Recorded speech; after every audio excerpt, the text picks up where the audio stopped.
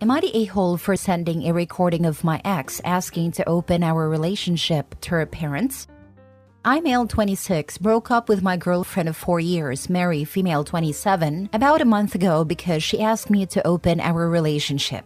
It is /was/ and always will be a major line in the sand for me, something that I have opened up to her about in the past.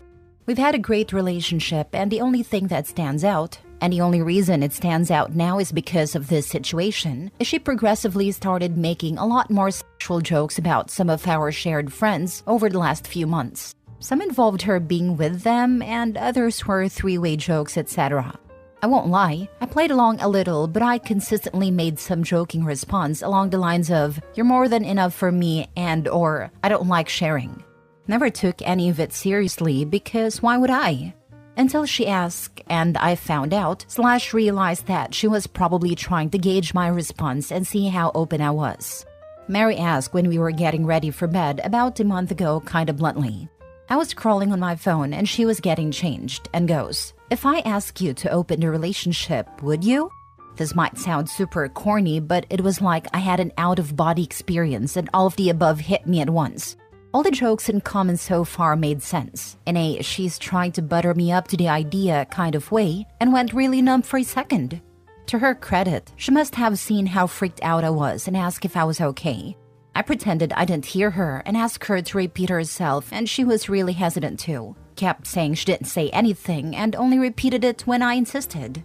Then I went to voice notes, set it to record, and put my phone down to talk to her. I don't remember much of it, just that I tried to stay calm and keep her talking. But the note is just over an hour and a half long, and it feels like I'm listening in to a conversation that happened between two strangers. She trickled truth all the way through it, and ultimately stuck to the idea that she hadn't been cheating. She didn't have any one person in mind, but had been fantasizing about mutual friends and people at work, and seemed to get the idea that they'd be open to something if she asked. A lot of it is her being defensive and me trying to needle information out of her without it escalating into an argument. A lot of me placating her and trying to make her feel comfortable enough to keep talking. The apartment is mine, and I suggested we take a break a few nights later, so she went to stay with a friend for a weekend. By the next Monday, I'd spoken to some of my friends and my sister separately and come to the conclusion that we were done, and suggested she started looking for somewhere else to stay. She was upset, but didn't really argue and had the vast majority of her stuff out and at her parents' at the end of the week.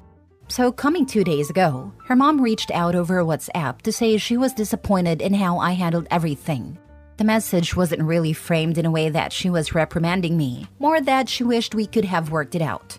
She then added me to a group chat with her husband, ex's stepdad, and they both kinda tag-teamed me, saying that we could work it out. I was making a mistake and that I shouldn't overthink things. I eventually got it out of them that my ex had fed them a very vague story that we had broken up because she'd wanted to take the next step in our relationship, and that I'd freaked out. We'd argued and she'd been effectively kicked out. Her stepdad was leaning on the fact that he thought I was more mature than this, and her mom just kept repeating how disappointing this whole situation was. So I was pissed. In the heat of the moment, I told them that I had a recording of our conversation that I could send that would explain what she actually meant about taking the next step. I initially tried to email it to them, but it was being a ball ache, so I eventually shared it via Drive. In the meantime, I took a few screenshots of my ex and I's messages, ones where she made jokes and comments about sex with our friends and a lady from her office, and sent them along to that shared group chat. I haven't heard back since. Again, it's been 2 days, and I don't feel as vindicated anymore. A good few of my ex's comments were about other women, and I'm freaking out because I don't know how, if at all, open she's been about her sexuality with them. I also think I shouldn't have engaged at all, and I shouldn't have felt the need to prove my innocence to either of them. Am I the a-hole? I've checked in with friends and over social media, and it doesn't look like there has been any fallout. Also, my ex blocked me a week ago before I spoke to her parents, so I can't really contact her without going in person. And at this point, is it too late to even give her a heads up or check in? Edit. To address a few points I have seen in multiple comments. We don't live in the US, and we have no laws on recording private conversations on the books. I'm not proud of doing it, but it wasn't illegal. Mary and I had several mature, calm conversations about what we both wanted out of this relationship. Mary wasn't sure if she wanted to stay and kind of admitted to self-sabotaging by asking opening the relationship.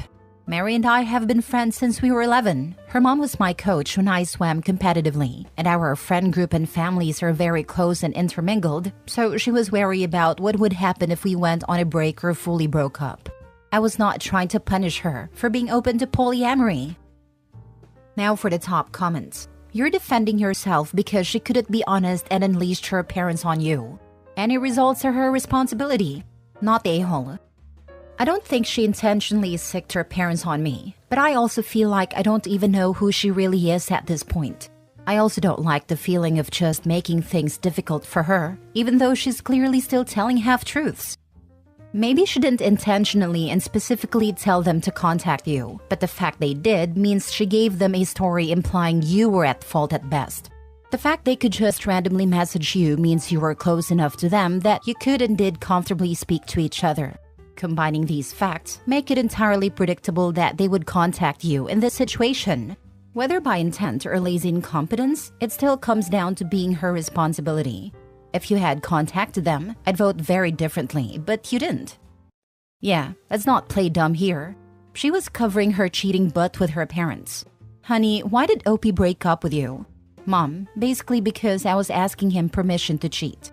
Permission to cheat? Yes, I asked for an open relationship because I wanted to go bang other dudes and some girls too.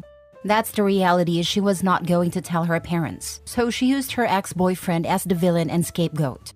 But you, have to give her the benefit of the doubt, even after she nuked her own relationship of years because she wanted to sleep with other people. Well, she should have ended the relationship and go do it, not expect he was going to be there waiting for her to sleep with other guys and be happy about it. You're not the a-hole for feeling the need to defend yourself against your ex's lies to her parents, but sharing the recording and screenshots was probably not the best approach. I don't think they would have believed him otherwise. I don't think so either, but now that I have a clearer head, I can see how I could have handled this better than I did. Next story. Am I the a-hole for telling my 23 female boyfriend 24 that it's his fault if he misses our flight and that I'll continue without him? My boyfriend and I planned a trip for the end of the summer months ago. Last night, we were still trying to decide how we'd get to the airport when my mom told me that she could take us before work. I told my boyfriend who lives 30 minutes from my house to be at my house no later than 6 a.m. for my mother to drive us to the airport at 6:15. He promised that he would be there around 5:45. This morning, he was nowhere to be seen or heard from until around 6:20. He told me that his phone fell and he didn't hear it. By then, my mom had to leave and take just me or she'd be late to work. I told him that he should drive to the airport or get an Uber. His mom decides that she will drive him an hour to the airport since he was too late for my mom to take us. He gets to the airport a little after me and I checked in our bags. We get to the bag drop and he realizes he does not have his ID. His wallet is at his house, which is about an hour from the airport. I tell him that I'm going to continue to TSA and go to the gate. His mom is going back to get his wallet, which will obviously take a while. I tell him that I'm getting on the flight regardless, and that if he misses it, then it's a result of his own mishaps. He then begins to ask me what to do if he misses it. I tell him that he's an adult and should figure out a way to make it to our destination by contacting customer service. I planned everything for the trip down to the flights and travel arrangements. I feel like at this point, I've done all I can to do to ensure a successful and smooth trip, and I don't feel as if it's my responsibility to do damage control for him if he misses the flight. There is no refund for the Airbnb that we split the price for if we do not go. Am I the a-hole for continuing without him? Not the a-hole. Boyfriend needs to grow up and act like an adult. You've done all the work up to this point. All he had to do was show up on time with a proper ID to make it through security, and couldn't do that. He needed mom to bail him out. If he misses the flight, it's a good opportunity for him to learn about what consequences are, and to sort out his own issues for himself. For Opie, his reaction will tell you a lot about him. If he does miss the flight and has to figure things out himself, does he get mad at you or pout? Or does he own up to his own mistakes and accept responsibilities/apologize for causing these issues? I agree. First, It was the not waking up on time, and he couldn't even remember to double check for his wallet? I give him grace, but that's just something I can't understand. Traveling with children sucks. Not the a-hole. Traveling with children is less hassle than traveling with this guy. Next story.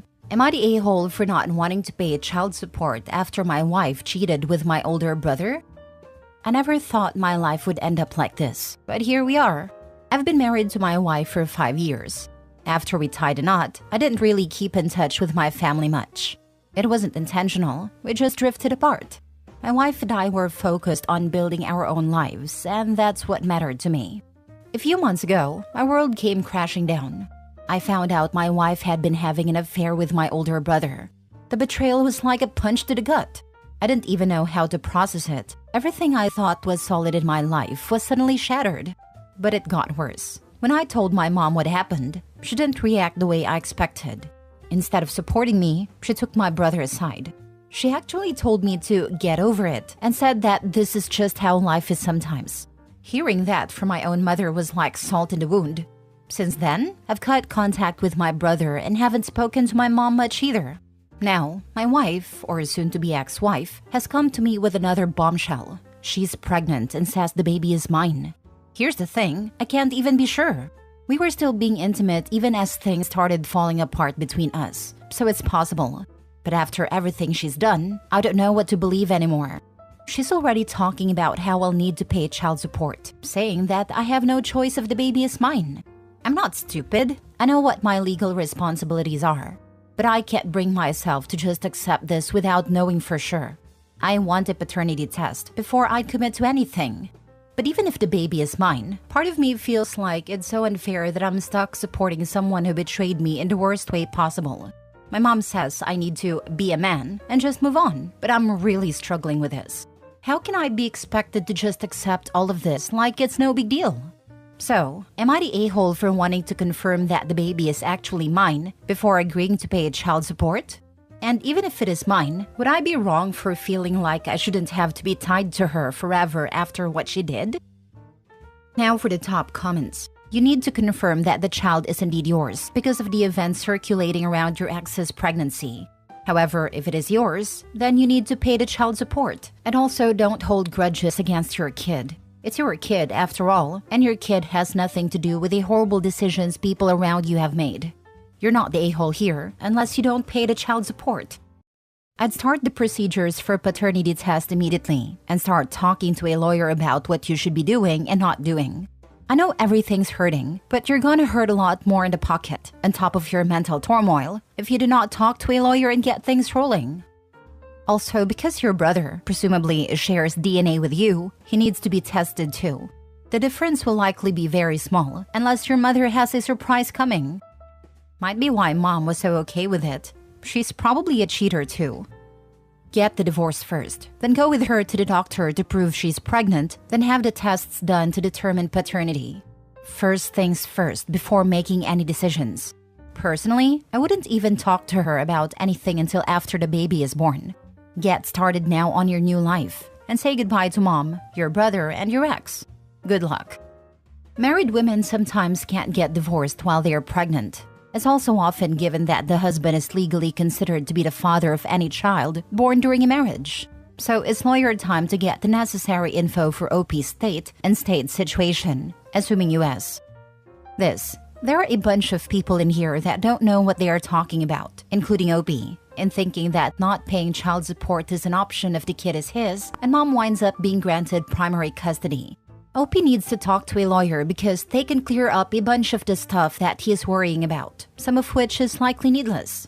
Source, I'm a lawyer. Also, who continues sleeping with their wife after they learn she cheated and their marriage is falling apart? God, what a dumbass. Last story. Am I the a-hole for telling my cheating ex-girlfriend that I'm not responsible for her abortion? I, 30 male, had been dating Anna, 29 female, for a few years. Now, our relationship wasn't picture perfect, but we were happy, or at least I thought. Well, when she told me she was pregnant, I was surprised because I always wrap it up and make sure to pull out. Double caution, I know. So I was confused, but I guess it can happen. Well, she told me she wanted to keep the baby. I am financially secure, and although it took me by surprise, I surprisingly found myself open to the idea of raising a child with her. Well, a few weeks go by and I catch her out in a lie and find out that she had been cheating on me for months with someone. She comes clean. I was furious and immediately questioned whether I was the father. Though, to be honest, it wasn't even that. I just didn't want to have a kid with a cheater, even if it was mine. I only want to have a kid if I'm going to stay with that person and fully trust them. My trust was broken. She cried and begged me to stay, so I told her I would maybe consider it if she aborted. She then cried again and said she wanted to keep the baby. But I said, you either choose this baby, who probably isn't mine, or you choose me. Well, she chose me and aborted. And then tried my best to move past what happened, even going as far as to go couples counseling with her. But I still couldn't move past it. So I told her, in spite of my efforts, I can't trust her and that I'm breaking up with her. She freaked out and said I forced her to get the procedure, that I'm evil, all sorts of names. The thing is, I never forced her, and she cheated. And that baby wasn't likely mine, so it's not my issue. Though even if it was, I would be with a cheater, which I can't accept. Am I the a-hole for this? I tried to reconcile with her, didn't work. You should have just left in the first place. Agree. Now he has certainty that she won't come after him throughout her pregnancy, as I bet the affair partner would have done a runner when he got the news. I'm betting he already had, which is why she came back to OP for support. Ultimately, she's the a-hole. However, you knew what you were doing. I don't believe for 1 second that you were ever planning on staying with her. You were looking out for yourself, because there was at least a possibility that you were the father. As you said, you didn't want to have a baby with someone who you had no plans on being with. Therefore, you played a game and convinced her to abort. The decision was ultimately her own, but you knew what you were doing. I fully support tricking women into getting abortions if they cheated, so you're not tied to this person for the next 18 years. Hey, as long as you own it, I'm just saying he needs to stop acting like he didn't have a plan. Just own it.